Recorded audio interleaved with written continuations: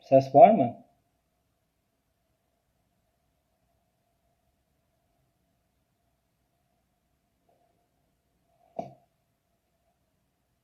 Eğer duyan olsa lütfen belli edin. Ses var mı ya yok? Teşekkür ederim.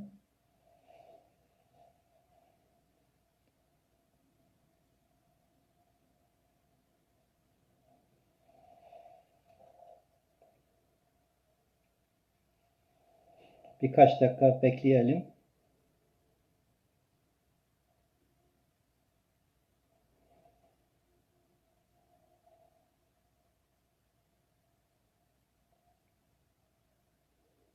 Çok güzel. Herkese selamlar olsun. Ben Shahram'ım. Kanada'da yaşıyorum ve Doktor Taççı çevirme grubunda arkadaşlarla çalışıyorum ve bugün konuştuğum konuda aslında Doktor Taççı ve takımının emeklerini İngilizce bilen Kanada'da tanıyanlarıma ve arkadaşlarıma paylaşmadı.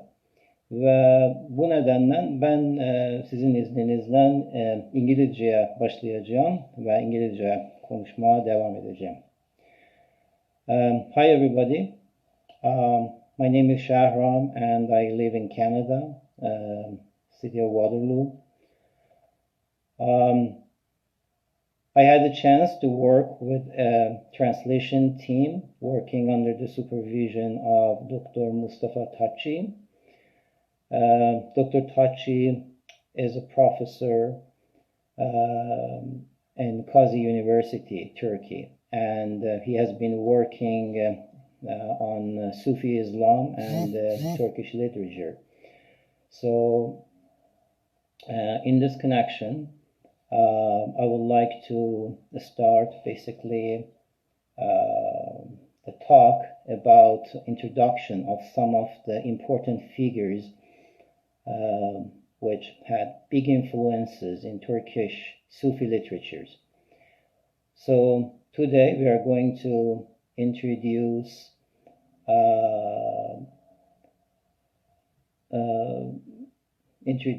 Yunus Emre and Nisan Misri and talking about their life, and at the end I will try to do some of the translation, share some of the translations with you, which the translator group actually completed them. And thanks to Mr. Onur, which he shared these translations with me. Already, I guess we can start.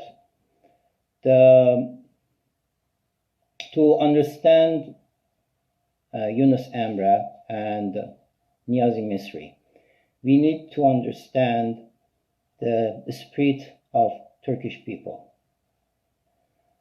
To understand the Turkish people, you should go back to history, to their birthplace, to the steppes. The steppes are very wide spread lands, mostly covered by grass, but in south, in Turkmenistan, they are dry too. I have never been to the northern steppes myself, but I had a chance to live 2 years in south of Turkmenistan, and so I am very familiar with the geography of the steppes. I remember as a 5th grader when I saw the steppes for the first time, I basically got very, very surprised of my feeling, because it was just like a wide ocean in front of you, a land which you just look at the horizon and you don't see anything, just lands and lands and lands. It's just like an ocean, but instead of water, you are on the lands. You feel you are by yourself, because other than my dad and the driver, nobody was with us, and we basically totally by ourselves. This feeling gives you a sense of freedom, being scared and fear.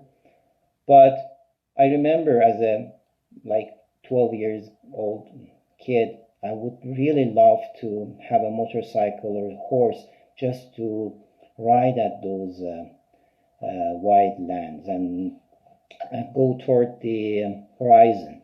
So this geographic steppes gives some attributes to the inhabitants of it. The harsh nature, cold, very cold winters, because there is no mountain to protect them, there is no sea around them, so the cold is devastating. The wild animals are around, and because the people are spread, it's pretty hard to have a government to taking care of them. So the people of steppes, they gain some kind of attributes which gives them this speciality. They become independent. They become kind of problem solving. They try to solve their own problems by their own hands. They protect themselves, their family, from enemies, from predators, from wolves. They make their own food.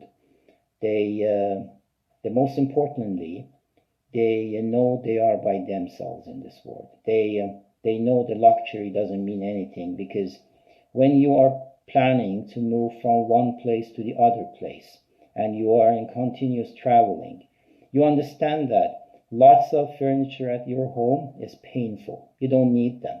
So they are used to live minimal. So by this basically opening, I just wanted to start with this fact that how the Turkish esprit is formed in these steppes.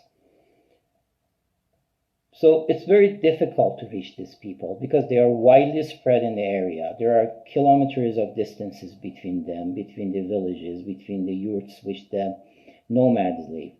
So to giving them the message of Islam and Sufism, it was a very difficult process, and you need a special man. And when you look at the history, you see this special man, and he is the great master Yasavi. He's the master Sufi and master spiritualist, which he is at that time. We see him in Central Asia, and he does two main things. First, he uses the language of Turkish to communicate with the people, and his poetry and his literature, so the Turks living in Central Asia can communicate with him. Just notice that during that time, Persian and Arabic are the main tools for communication and media for mystic and Sufi literature. The second thing he does, he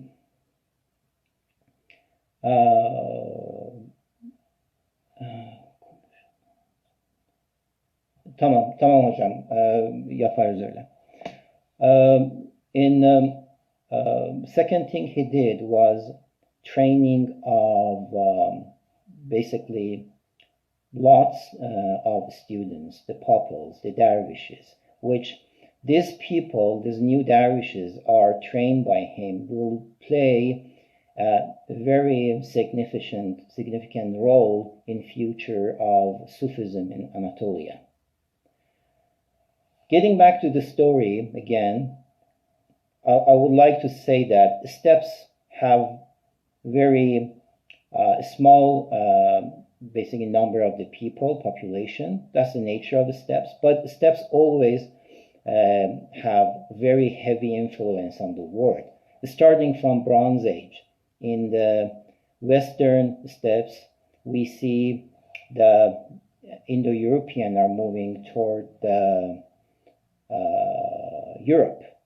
In Ural steppes, we see Indo-Iranians which moving to Iran and India and bringing the languages to the area. So just a small amount of the people bringing the languages to Iran, India, and Europe. Same thing happened in around 12th century. A big flow of Turks started moving westward and southward. So moving south and west, they entered to Iran, and from Iran, they moved to the west of Iran, Azerbaijan, and when they got enough power in time of Seljuks, they conquered Anatolia. And by conquering Anatolia, a new era of Turkic civilization in Anatolia, which is the Turkish civilization, starts. And all the seeds basically has been placed by Hazreti Yesavi, the great master, started growing up in the new soil of Anatolia. By giving this, we can understand the background which Yunus Emre is going to grow and basically shape up the Turkish literature. Yunus Emre is a Turkish, basically Sufi and a poet, born in around 1240 or 41, and 13th century. According to common documents, he was a simple farmer from Sarıköy, close to Eskişehir, and he moves to Nalihan, and he gets his training under Tapduk Emre, a great spiritual and Sufi master of the time. And under his education and training, after a long time, almost 30 to 40 years, he earns his position, and he returns to Sarıköy, and he stays there to the end of his life. And he left us with very beautiful literature and poetry. If you look at Yunus as a Sufi, you will see he basically, under training of Tapduk Emre, starting a journey inside himself, from inside to inside, from himself to himself. He's trying to find his truth, and he observes himself, he knows himself, and he keeps going. And by this, he transforms. When he transforms by power of love and the training of his master, he started changing the essence of the Turkish language. Basically, what he does, he starts, his eyes and ears and tongues of his soul starts opening. And now when he speaks, actually love speaks instead of him. And he dressed up Turkish with a new cloth, and that's the truth, meaning. He basically gives the meaning to Turkish language, and that's the greatest thing he did. Because after that, Turkish language turns to a divine form. Before Yunus Emre, Sufis were using Arabic or Persian as their media for communication with the people. So I can say, like, Holy Quran is the time which Arabic turns to a holy and divine language. And in the time of Rumi, Mevlana Jalaluddin Rumi, and Hafiz Shirazi, and people like them, Persian turned to a divine language. Now we have Yunus Emre, and he turns Turkish to the divine language, and he brings the language and words of love to normal people. He talks about unity of existence, which is a basic concept in Sufism. People like Ibn Arabi talking about this. With his poetry, he teaches a normal salik, a normal journeyman, who wants to start a spiritual journey, and he shows them what are the steps, what are the problems, and what are the dangers. And he shows them that there is nothing but Haq or God everywhere. He goes to different realms and he only sees Haq. We learn from him that we should not be stuck in one position. We learn from him we should observe, we should learn, we should transform, and we should move on. He asks continuously from us to move on and move on, because we should not get stuck in one position, because it's dangerous for us, because our destiny is reaching to the end. Sufi Islam in believing in very important concept, and that's the human, a man has different spiritual levels. 7 of them has been mentioned in Holy Quran.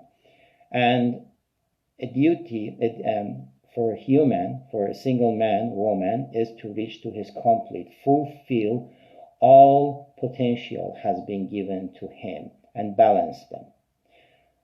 In Sufi Islam, they call this man complete man.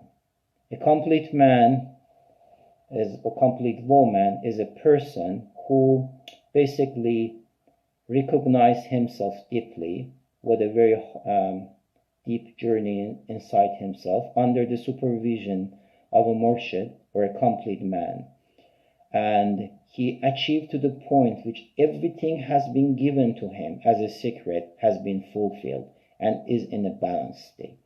Yunus is a complete man, and he achieved it under the supervision of his master Emre, which is another complete man. And he tries to help people to move to that point and not get stuck in any places of this long journey. He tries to teach us to reach to that point. We need love, and the love is whatever can speed up our journey and is the power which basically is essential for our move. Let's get back to his biography. What we can see about Yunus is that he basically, there are 2 main things according to book which I translate from Dr. Tachi. The one document is done by a person named Firdausi, and the name of the book is Vilayat Name Haji Baktash Vali. In this book, Firdausi mentions that Yunus was a simple farmer and he needed grain.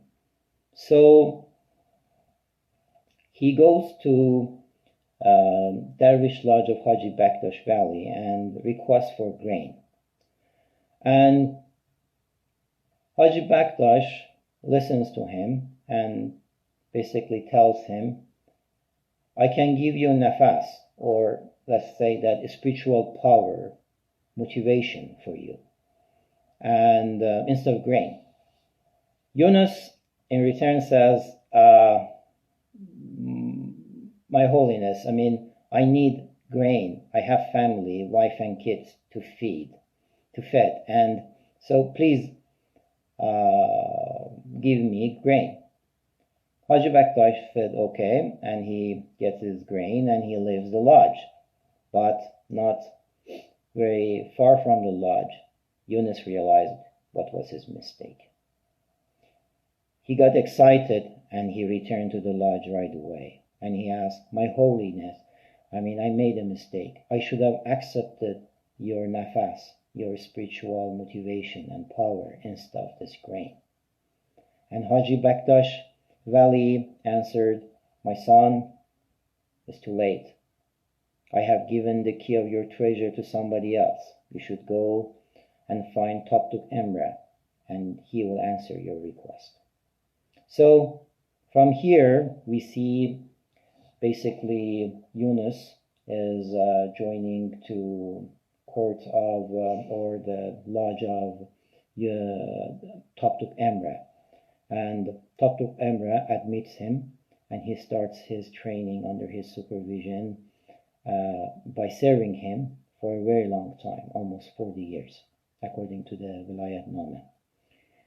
And he was doing very different kind of services, like giving the water to the people of Sakka.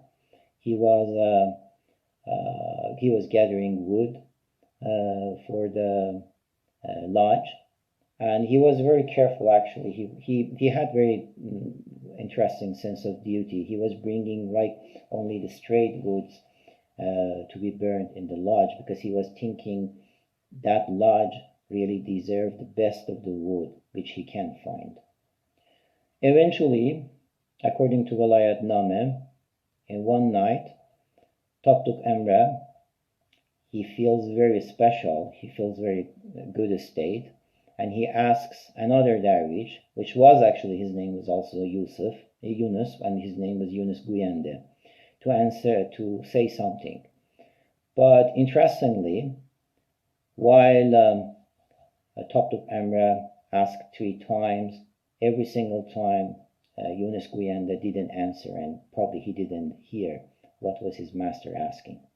So Tapduk turned his face toward Yunus Emre and asked him to speak, and told him, I have now opened the treasure which Haji Bektash Vali had talked about it. And all of a sudden, we see the language of Turkish goes through a revolution. From Yunus Emre's tongue, we see loves are coming, flowing out, like he is connected to a source of love, and he is the speaker of love. There is also other narration about his life. This one is the book of Waqiyat, done by Aziz Mahmud Hudayi. And in this book, the story starts by this story that Tapduk Emre was very good in playing sheshta, a special instrument which is you can find it in Central and West Asian areas. So when Tapduk Emre was playing this one, Yunus Emre heard this, and he basically entered to a trance state, and after he came back, he left everything he had, and he became a dervish for Tapduk Emre. And he worked for 30 years for him, served him for 30 years, and even he married to Tapduk Emre's daughter. The book says, Waqiyat, that after 30 years, Yunus told to himself, I couldn't reach to anything in any spirituality. Looks like I'm not good for Sufism. So he basically leaves the lodge and say goodbye to it.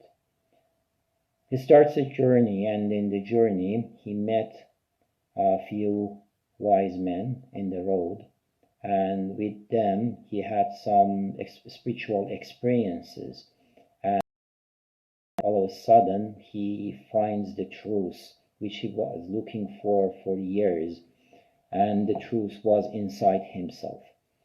Then he came right away to the lodge and request for the forgiveness from his master, and he said, I made a mistake. There are also stories about that. There were thousands of the poetry from Yunus Emre, and these poetries, some of them destroyed by some person which is called Mullah Qasim. And eventually Mullah Qasim realized that it was a mistake, and he tried to basically save the remaining of the poetries and collecting them.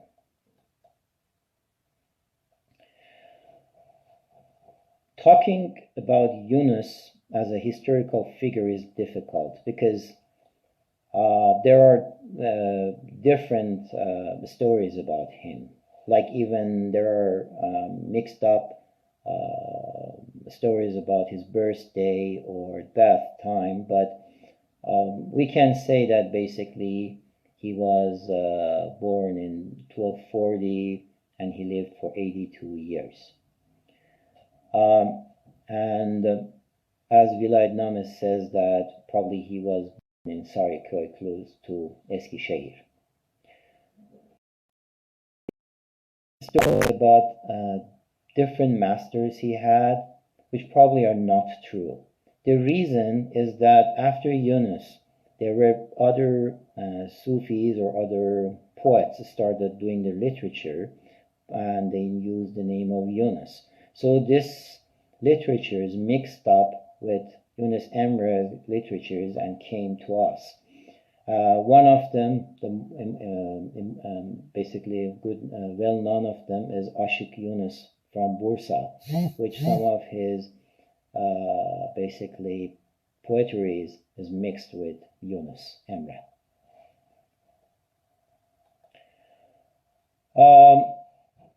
The other thing which I would like to mention is the education of Yunus Emre, and it could be a little bit strange for a Western man by saying that Yunus Emre didn't have any education and he was illiterate. Of course, again, like every subject of his life, this matter is also under different opinions. Some people, like Aşık Çelebi, they believe Yunus was Ummi or illiterate man. Some people like Mehmet Fuat Köprülü and Faruk Kadir Timurtaş, they believe Yunus was educated and he had the education of philosophy and science of his own time. To understand Yunus and his education, one way which I saw in Dr. Tachi's book is referring to his own poetry. So Yunus himself says, I did not learn letter A or C. My words are from my essence. Hundreds of astronomers cannot say which star is the origin of my speech. So, as we see, he clearly says that he doesn't know the letters. So, he says himself that he is illiterate. Or he says, being with love on the earth and in the heaven, this speech is spoken by love. How helpless Yunus can say this, while he cannot read white or black. He says this speech is coming from love. He's talking about the state which, when he's at that state, he is in connection with the highest, and when he speaks, love speaks. And he clearly says that he did not read any black or white or any books, writing black on white pages. So from the belief of the book of Dr. Tachi, we can say that Yunus was illiterate, but he had a wisdom, and this wisdom had been acquired in a training he had in a Dervish lodge under his master, the complete Murshid, which in Turkish they call it Murshid Kamil, and he had this training from this Kamil or complete man, Tapduk Emre, and he had gained this wisdom. And all he talks is about this kind of trainings over there. So we can assume that he didn't have that kind of full education that some of. I had a disconnection in the system. Am I back again? Can somebody says it's okay?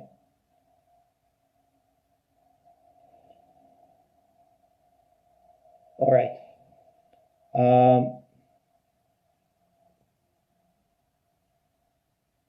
Looks like I'm back again, and thanks, Onur. Traveling is another important part of the Sufism in Anatolia. So in this lodge, in Dervish lodges, the murshids and masters, they were sending their dervish for traveling, and it was not easy like these days, which we take an airplane and go from here. Like I go from here to like I went to Istanbul in September. It was just like sitting in an airplane and doing nothing. But those days they were traveling on foot with no money and with really limited amount of food and clothes. So it was very challenging. And during this traveling, they were gaining lots of wisdom, and lots of secrets were getting revealed to them. According to Yunus his own poetry and literature, he traveled to high tribes or highlands, which he meant Azerbaijan out of it, Anatolia, Shiraz, Baghdad, Tabriz, Sham or Syria, Nahjiwan, and again Western Anatolia or Rum. He had been sent to these journeys and traveling by his master Toptuk Emre, sometimes by him, sometimes by himself. This traveling also giving us very interesting and important information about how Yunus and Toptuk Emre were connected to Azerbaijan in their spiritual dynasty and connections. Because again, if we look at the different opinions about his master and which wing of Sufism he was related, we can see some people say that Yunus and Toptuk Emre, they were connected to Sari Saltuk. Some people say they were connected to the Baktashi, and some they say to the Mevlevi or the another wing. But what we look in his literature, you see he didn't mention Hacı Baktash in his own poetry, and probably his relation to Sari Saltuk and Maulana Jalaluddin Rumi was just spiritual. And we basically can see that there is a relationship between him, Toptuk, and country of Azerbaijan, which Toptuk Emre is actually originated from city of Khoy in Azerbaijan, which the city is located in modern Iran right now. He passed away in 1320 or 1321, and as we see, there are different places in Anatolia, Azerbaijan, most of the places he visited, which claiming that's the grave and the shrine of him. Apparently, it's been proven that his real grave is in Sirvihisar, Sariköy, and other places just basically are not his real place. The last thing which I want to mention about Yunus is his works. Two main works can be mentioned. One is the Risalatul Nushiyeh, and this one is like a handbook for the people. They are doing their spiritual journey. He talks about the dangers, problems, troubles, traps. And the second one is the collection or divan of his poetry.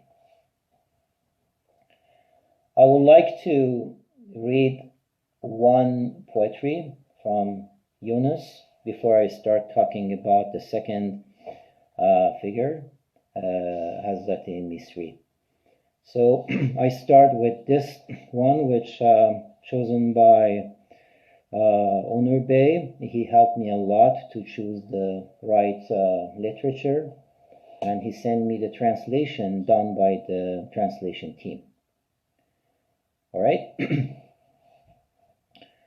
I was walking on the path when I saw a well-grown tree, such an elegant and pretty tree. Confide me a few secrets, said my heart. Oh, tree, what's the point of growing that much? For this world is temporary. This height is a sign of vanity. Come closer, past the spiritual poverty now. Being such elegantly dressed and prettily adorned, do you think your heart may reach Haq? Haq is another word for God, which Sufis use. Think once, what's your wish, and what do you need to fulfill that? One day your end will come too. Your lofty stature will lay on the earth. Your branches will be thrown to the fire. The cauldron will boil. The grill will glow. Your secret should be that of saints. Your station should be that of saints. O tree, I ask you, despite all, where do you wander? Where do you linger? Yunus Emre, do you think that you have only one defect? Maybe 100,000. Then what's the point of asking a pass to a withered tree? Wander and watch around, taking lessons, then get back on your own path. So this one was a translation of his poetry, which in Turkish they call them ilahi, and it means that it's coming from a higher level. As you see, again, he talks very humbly at the end. He doesn't want to trap there and get stuck there. He gets his lesson, he learns, and he moves on. All right. The second significant person, which I'm going to talk a little bit, it's going to be much shorter than the first one, is Hazreti Niyazi Misri. This great person was a 17th century Halveti dervish, pir, or master. He was born in 1618, Malatya, and he has been living in very different places like Diyarbakir, Mardin, Karbala, Egypt, Istanbul, El-Mali, Uşak, Kütahya, and Bursa. He had very straightforward personality. He would speak his mind, he would speak the justice without considering the consequences, and because of this, he has been sent to prisons 3 times. At the end, in 1694, he passed away in one of these exiles. Like the tradition of Halveti Sufis and Dervish, he had very good connection with the meaning of concepts of Ibn Arabi, Mevlana Jalaluddin Rumi, and Yunus Emre. And in his works and his poetry, you can see that influence. Right now, something like 231 of his collection still remains. Some of them, like 16 of them, are in Arabic. The remaining are in Turkish. So, again, I chose this one from the collection of the work done by the translation group as an introduction to Sufism literature and Hazreti Niyazi Misri's work.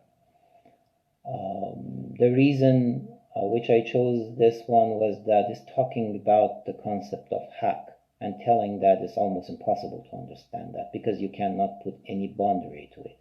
So instead of I refer to the ilahi or literature myself again, and we read that one. Oh, trustworthy people, how can I disclose the divine secret? The people of wit have only explained it in a symbolic form. As much as I try to reveal the secret, the more it will hide. While he is clearly visible, all attempts to demonstrate will cover him. Not the people of unification or tawhid, only the people of association or shirk will attempt such an act. If you come to know the unity of haq with your conscience, your mind will fail and you will become mute. All things under earth and above the sky share the same essence, but this one essence appears in the form of innumerable attributes. His essence is one, but his attributes are countless. Watch this lantern. Its candle became the light of his essence. O Niyazi, since the human being became the flame of the world, the spirit of eternal life is best wood to begin through the human breath at the human times or moments. All right, so this is what I had prepared for this speech, and I hope it was useful. The purpose of this speech was I tried to distribute this one in Canada between the friends which I know they are interested, and make them to get familiar, and they hear the name of these great people which are the jewelry for us as a human beings.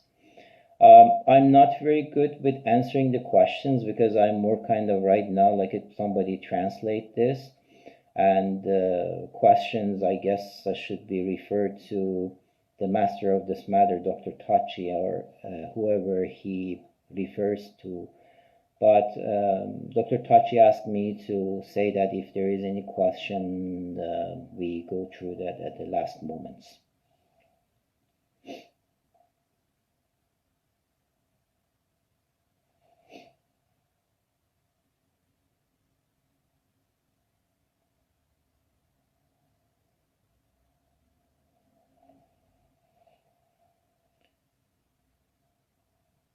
Apparently, I guess I don't see any questions has been asked. What's the most impressed you about Yunus Emre? Okay. The most like how I get familiar with Yunus Emre was through Dr. Tachi's book. And then I started watching a masterpiece on TRT about Yunus Emre. And he is very basically humble. He is so nice. And he accepts everything. He never says no. He's always kind of very humble, like kind of the personality which I really admire. And telling the truth that TRT TV show about Yunus Emre was the best TV show which I have seen in Turkish TVs. I have seen other products from the same cast crew, but they have never been like this, because this Yunus Emre TV show on Netflix which I watched had a life on it. Apparently somebody had put life to this one. I could see it's alive.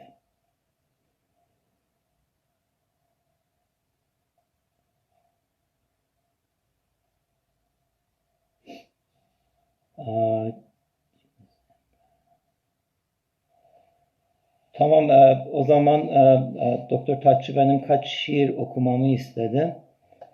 Ben bir şiir buradan seçeyim.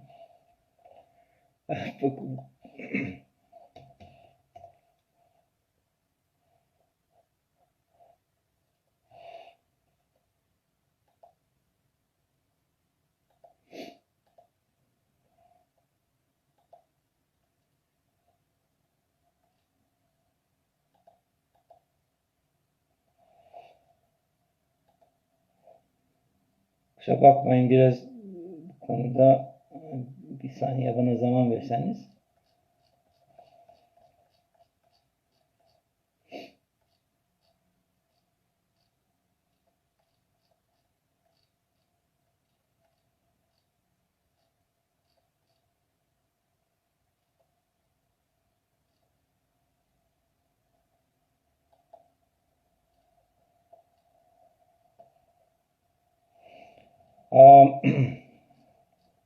Bir şiir burada var. Bunu da okuyacağım. 18. şiir, Nutuk Şerif, Hazreti Niyazi Misri'den. Yine bunu tercüme ekibi Doktor Mustafa Taç'ı kitabından ve onun şeylerinden, yazdıklarından çevrilmiş. Open your eyes, look at the stealers of hearts. The veil has been removed from his face, has driven the darkness out from interspace. Let's drink the wine of Sakuhum Rabbuhum from his lips. Forever will be safe from suffering whoever drank only a drop of this. You have learned that the 32 letters are foundation of 4 holy books. Without any doubts, everything has been written on the page of your face. Enter the school of Gnosis, the Maktabi Irfan, and study the foundation of this knowledge. Observe how 4 holy books are gathered in this knowledge. Whatever you read are written with these 32 letters. Every chapter and section of this book of universe expounds the text of your face. Whatever words is spoken in this world, either Turkish or Arabic, lend your ear, because all of them addresses to you. Through whatever you see, observe his majesty and the beauty of his face. Because Niyazi vanished, there are no more veils.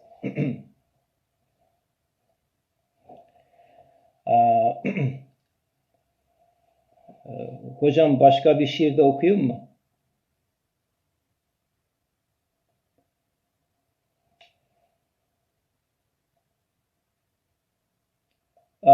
Somebody is asking that if I am familiar with Sufism. Not really. I don't know too much. I just read and learn, so I cannot say I'm familiar with Sufism.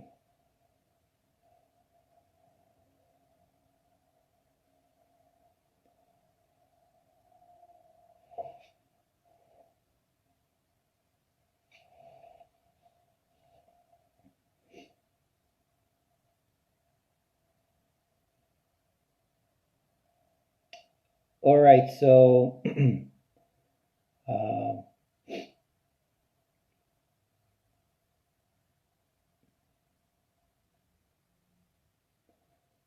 I guess you're welcome. You're welcome. Thank you, everybody. Tamam hocam.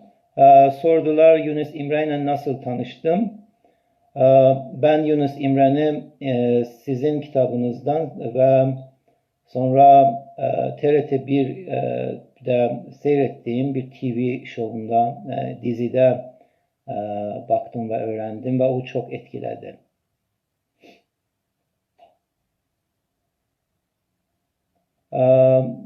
Şimdi eğer başka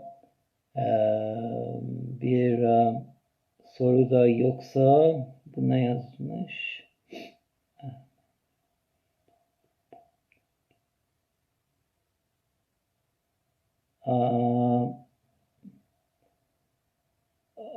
Yes, I read the poets from Niyazi Misri and Yunus Emre. So I guess this is the time of Ramadan, and you guys need, you had a long day, and we are getting, thank you so much. We are getting ready for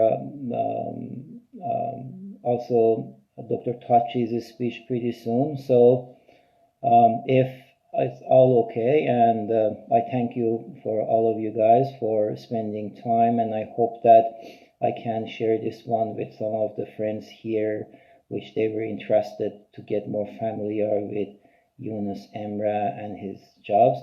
And you're welcome again. Thank you so much for all of you. And if it is okay, I'm going to say goodbye to everybody, and I wish you guys all be safe in the Corona days, and enjoy the enjoy the time of Ramadan and this spiritual atmosphere which we have these days. Thank you so much, and I wish you the best. Bye.